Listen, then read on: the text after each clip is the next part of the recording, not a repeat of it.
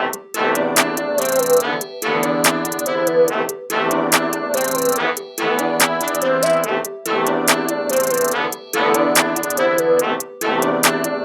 love you, Heartworm.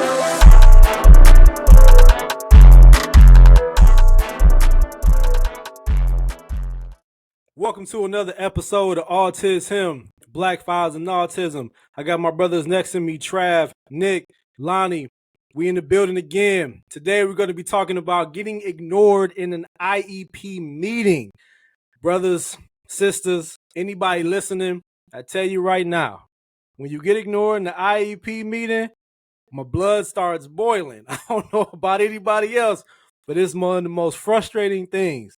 So I'm going to pass the mic over to my brother Nick, who is, I ain't going to say an IEP expert, but he damn near is. He might as well be. Go ahead, Nick. Hit him off with something. First, let me just start off by saying I am not an expert on the IEP. I've just had a lot of meetings in my child's school career when it comes to IEP meetings because we call them so often. But when you talk about being ignored in an IEP meeting, in my experience and some of the fathers that I have talked to surrounding this very topic, it is commonplace among some of the fathers that I have had this conversation with. Whereas in the school systems and a lot of school systems, the majority of your educators, your special educators, your administrators, a lot of them are female. So what does that mean? When you're in a room and say you have your partner with you, your wife, your spouse, whatever, and you have on the other side of the table the representation of the school happens to be predominantly female, then it could be an easier way to have a conversation that could possibly be challenging depending on the issues that are brought up in your IEP. And some people may feel comfortable talking to a female versus a male. However, when that happens, coming from a perspective and a male perspective, and coming from an experience that I've had myself when sitting in an IEP and not feeling heard or not feeling addressed, it becomes extremely challenging to not only be a part of the conversation or to want to be a part of future conversations because you see the conversation and the communication going past you. And from my perspective as an African American male, there are still the stereotypes of, the angry black man, or that forceful energy that comes in interpretation of how black men present themselves inside of certain meetings and especially IEP meetings. So you have to be able to find a way to still balance who you are as a person, as well as not try to trigger those who are in the school systems, because mind you, these are the people who will see and deal with your child 8 hours of the day during that school week. You know what I mean? And even though there should not be any retaliation, if you're at work, you're really not there every day to be able to say retaliation isn't given, or supports are slowed, or supports aren't given in accordance to the IEP, and because of the energy shift that was brought to an IEP meeting. We don't know the repercussions or the consequences that other people could have in that environment dealing with our children. Is it right? Absolutely not. You should never, no administration should ever take anything out on a child when it comes to, a parent having an IEP meeting and that administration may not like what they say. They should never take that out on a child.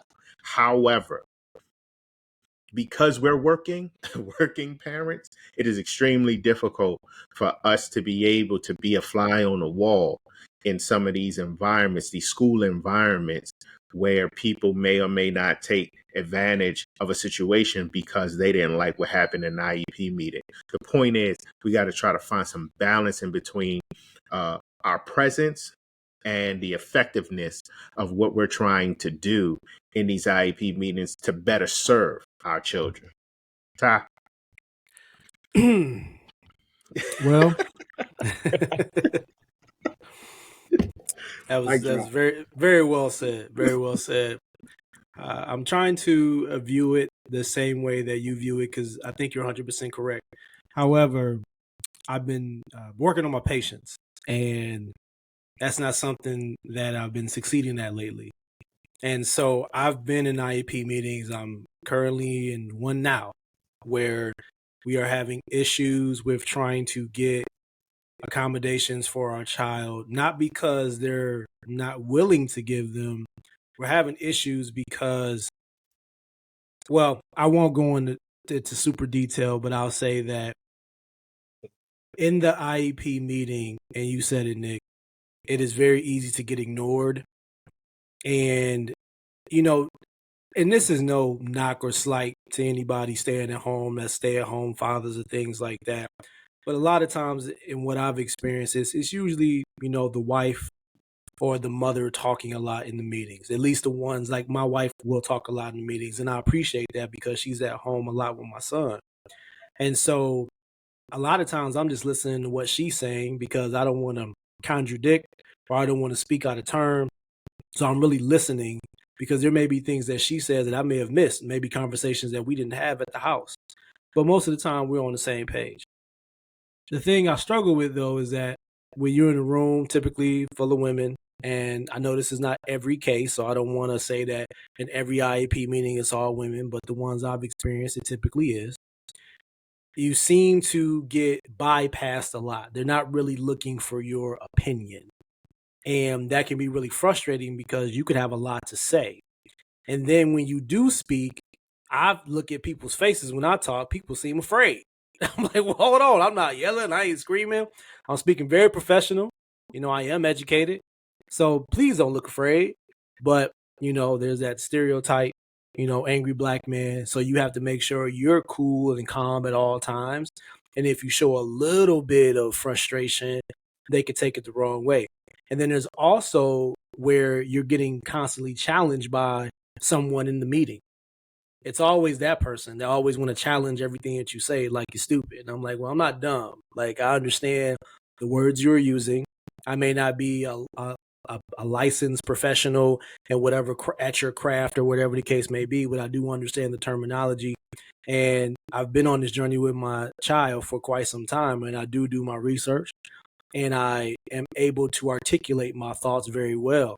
But it's always seemed like it's a challenge with someone in that room. And for me, that's where they get me. I'm like, okay, this is what you want. This is what you get. Because I'm cool in the meeting until it's that one person that come in with the gloves off and they want to contradict, they want to battle, they want to go back and forth with you. And I'm like, all right, this is what you wanted. Let's go. Let's do it. And we end up going back and forth. And next thing I know, we reconvene at another time because nothing really got accomplished. And if I'm giving advice to fathers out there or just families in general, try to go in there, and even though it's frustrating as hell, try to go in there and stay as calm as possible and try to get what you can accomplished as soon as possible, because it's really about the child. It ain't about who got the most degrees or who, can say the biggest words or who can out-talk who. It's really about the child. So if I'm giving advice on things that I know I need to work on in meetings like that, you definitely want to try to keep it cool at all times. And if you got to take a break, say, hey, can we take a 5-10 minute break? I need to reconvene or talk to my partner or my wife or whoever to try to, just gather our thoughts, and then we'll come back to the table. Because, you can do things like that. You don't have to get it all done in that day. So that's the advice I would give. I've been in the IEP meetings and getting ignored, man. It's one of the most frustrating things ever. And so I'm just trying to be cautious of what I say, how I say it, because it can affect my child. And I would just give the advice to just, try to be calm and try to stay cool. Lonnie, what you think, man? It's like 82% of educators are white females, right? And so a lot of these IEP meetings, when you go in there, you might be the only person of color or whatever. But I think the bigger issue is a lot of the meetings, the staff has already met. They predetermine what they want to say, what they want to have in the document. They just want you to sign off on it. So it isn't really a time to construct or design an IEP. It's a time to sign off on the IEP. I think that's the biggest hurdle. You get there, they've made their decision. My kid was first diagnosed, first went through the assessment process. We had this big report, and their answer was, we want him in a self-contained classroom. Down here in North Carolina, it's called the CCK classroom. And I was like, no. And it was 6, 7 of them. We want them in this room, period. And I was like, that's not what I want for my child. And they was like going hard, but they was like fighting me, like, nah, dude, this is what we doing. I'm like, my son is not going to this classroom. And I didn't budge on it, and he didn't go. And they put in the paperwork, parent declined, because I know what happens to kids when they go to those classrooms. They never leave those classrooms, right? And had I listened to what they wanted, my kid wouldn't be doing as well as he is today. So I think the bigger issue, it's no diversity in that population, but also IEP meetings are often, just happenstance. The real stuff happens when they're designing a document and writing a document. What you think, Well Trav? said. Well said. Oh my goodness, you both brought up like burning thoughts so perfectly. First thing with you, Ty, you mentioned patience and just being able to be present in the moment and not have an outburst and control your emotions. That's so key. And then Lana, you brought up a meeting beforehand, and ironically, me and my wife do that before we go into IEP meetings. We have a conversation, even if it's a quick 2 or 3. We're just like, hey, what are we addressing in this meeting? Just want to make sure we're on the same page. If there's something you need to talk about, you have the floor. If there's something I want to address, I have the floor. But we definitely meet as well, because when we come together, we want them to know, like, hey, we're working together for the betterment of our son at the end of the day.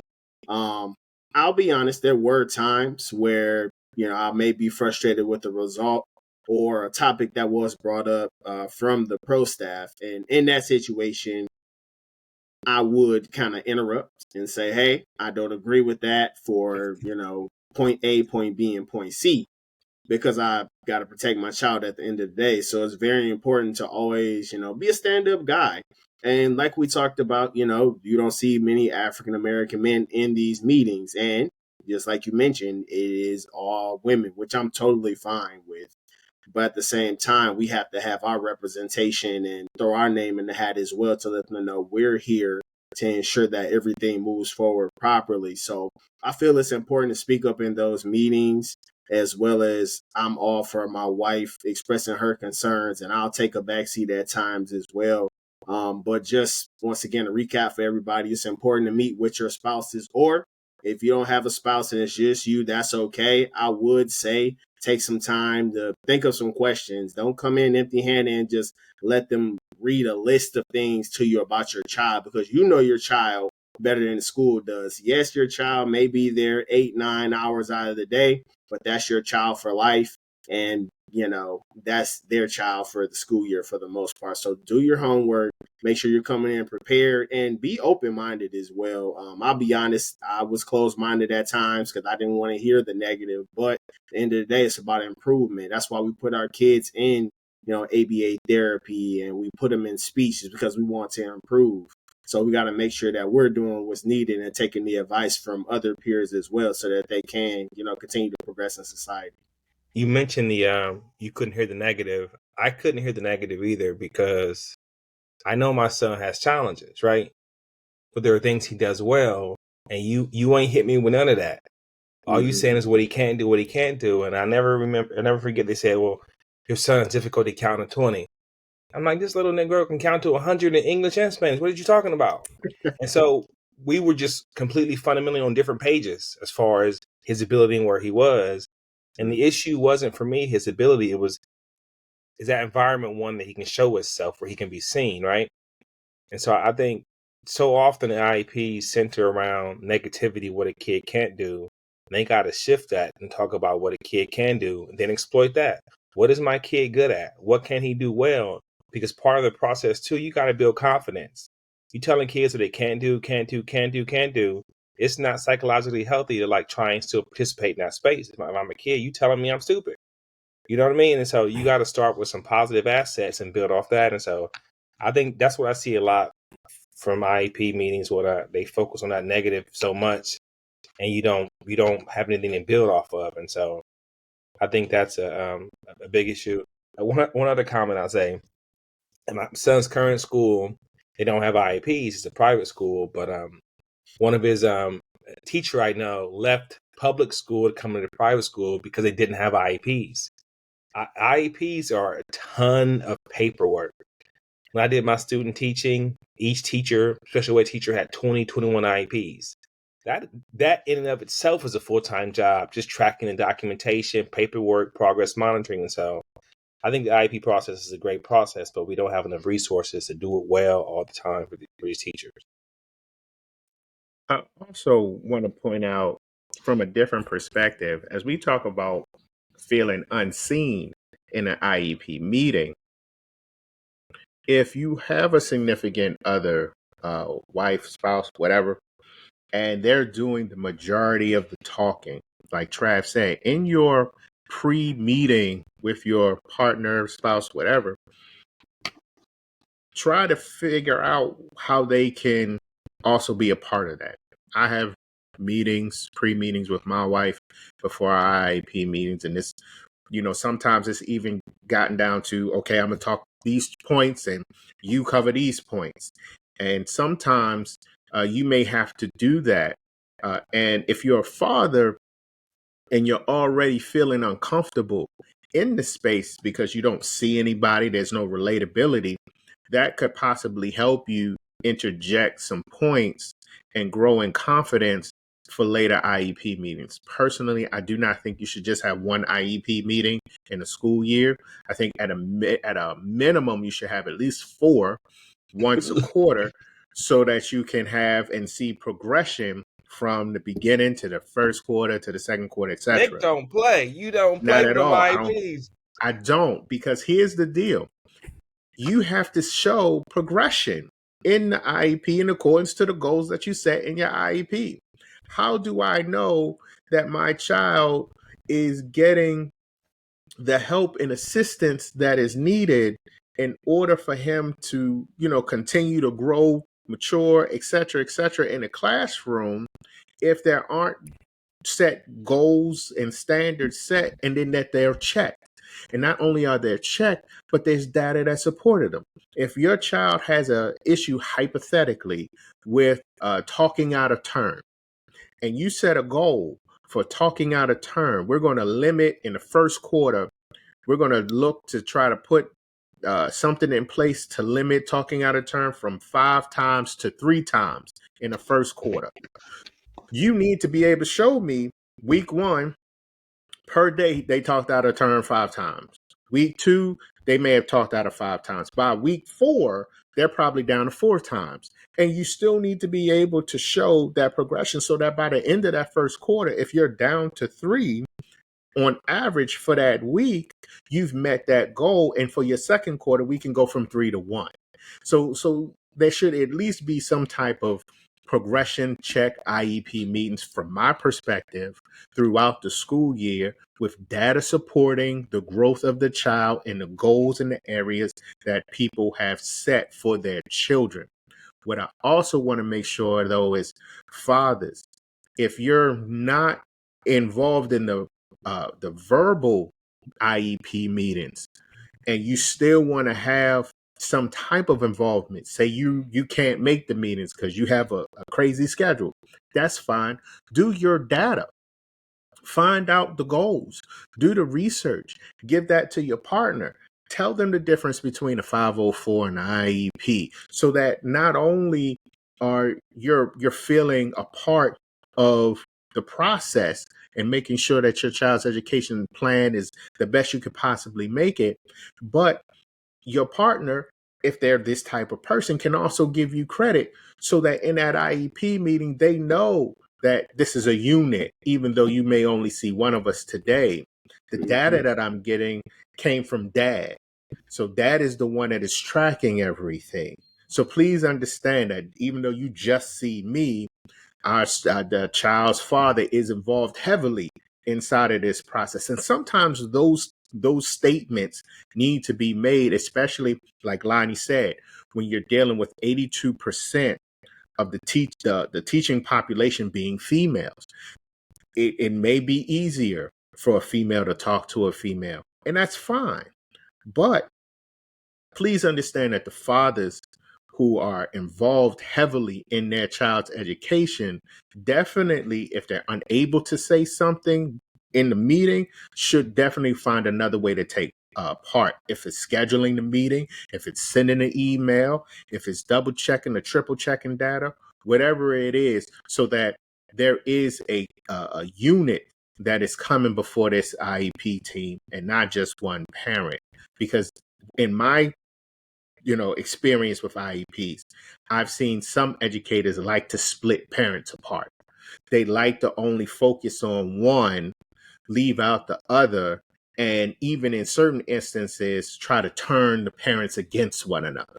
Well, she said this, he said that. That's why, like Travis said, and like Tyrone said, having the meetings and coming together beforehand, afterwards, to make sure that you have all of your ducks in a row. And to also, in these meetings, let these school systems know that you don't travel alone. Please don't get it twisted, school system. You might be seeing my face, but understand dad is still here. Dad is still involved. And that can give that male some extra energy, positive energy to try to take off maybe at the next IEP meeting, or try to be available if possible at the next IEP Ty, meeting. we should all roll up in your next meeting. Just all of Listen, us. 4 hey, days. Let's go. Listen. Talking Ty, about blow if the it's roof Zoom, off. if you put it on Zoom, if it's a web meeting or something like that, fam, We can make it that for sure. Listen, if I'm available, if I don't have no other business meets, I will show up to your Zoom meeting for your kid as a advocate, as a special needs or advocate for your child, for your family. And we can come in there and they'll say, well, where did all of these faces come from? Absolutely. Brother, Absolutely. From another mother. they see y'all, they don't just be like, you know what, IEP it is. we might not even have to have a conversation. But I wanted to add something to what Nick said. Actually, I want to add a few things. So one of the reasons I think that especially fathers get ignored in meetings is because usually the team, the special education team in the school, they're already on the defense when you go in there. Mm-hmm. Along the lines of what Lonnie was saying, they may have so many IEPs. Having all those IEPs are just like another job within itself. So they're already on the defense when you walk in. I think what Travis was saying about having a plan, what Nick was saying, having a plan with your partner or your wife is probably a way to try to get around that because you want to go in there with the same ideas and the same philosophy. Another thing I wanted to add too is when we're in meetings, the fathers are in meetings, and if your wife or partner is spending a lot of time with your child and you're working, you're not able to be there like you want to, fathers, don't be afraid to speak up, because there are things that you may notice about your child that your spouse or wife may not. And I'm almost willing to bet that your partner or spouse or wife is grateful that you are saying something in the meeting, because they're in it, alone. When I say alone, I don't mean the relationship.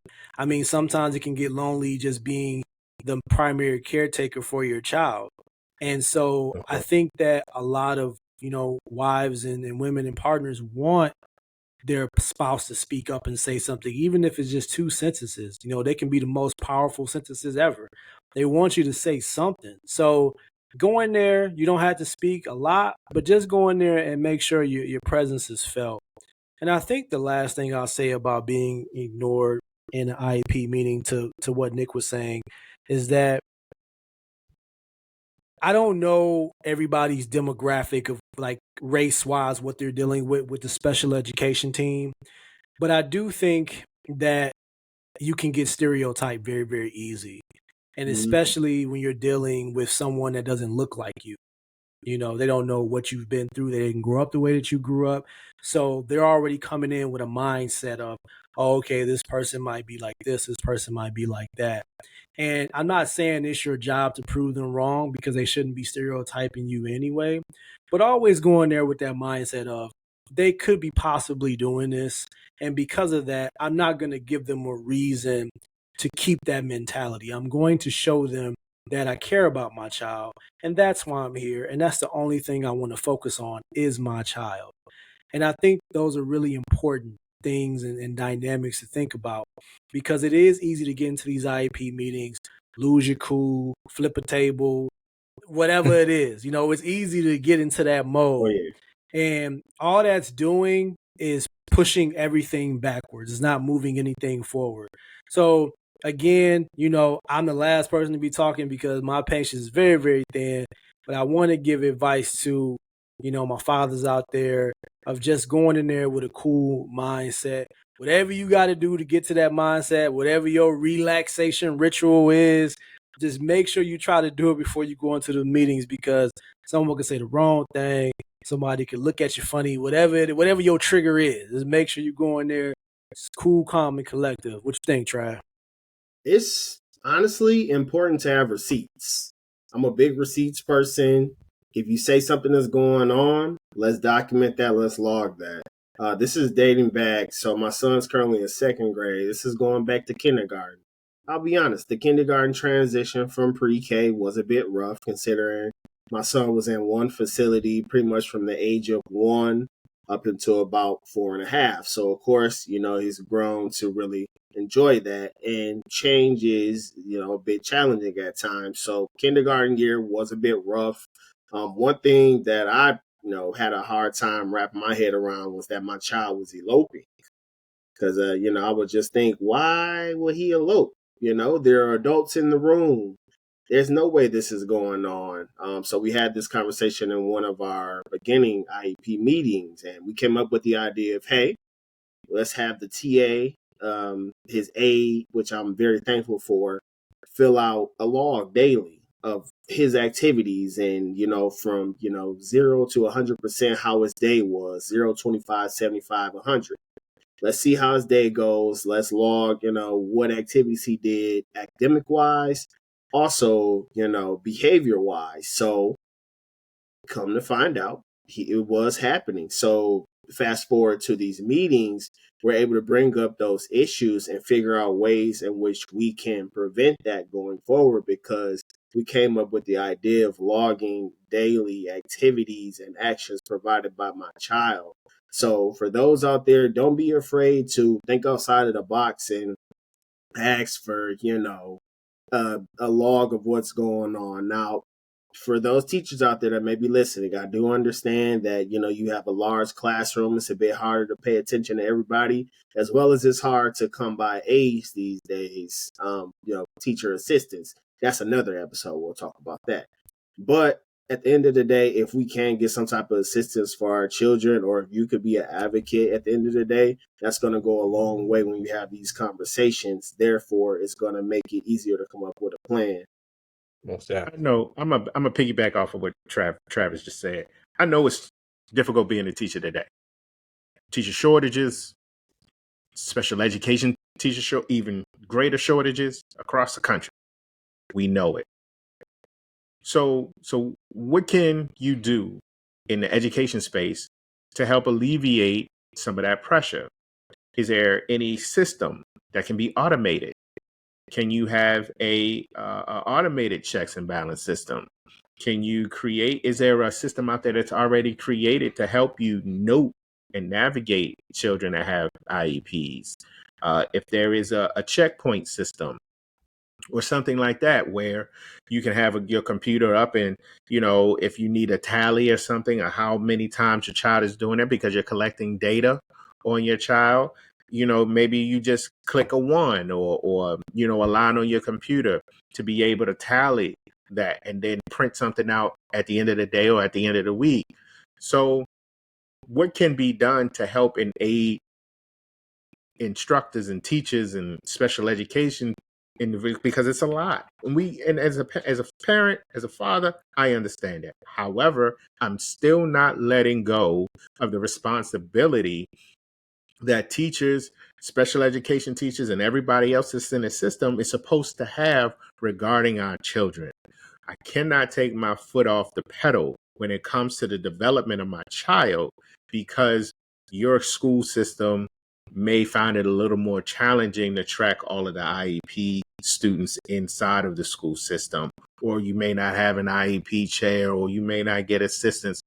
Therein lies some creativity that can be done or given by administration to help find better, quicker, faster ways to make teachers' lives a little bit easier, because parents send their children to these schools a long time.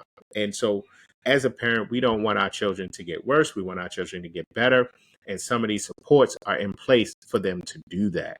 So whatever a teacher can do, if there are parents that are available to give assistance to teachers, to help teachers, see how, your PTO or PTA or whatever else can be a help in that special education space.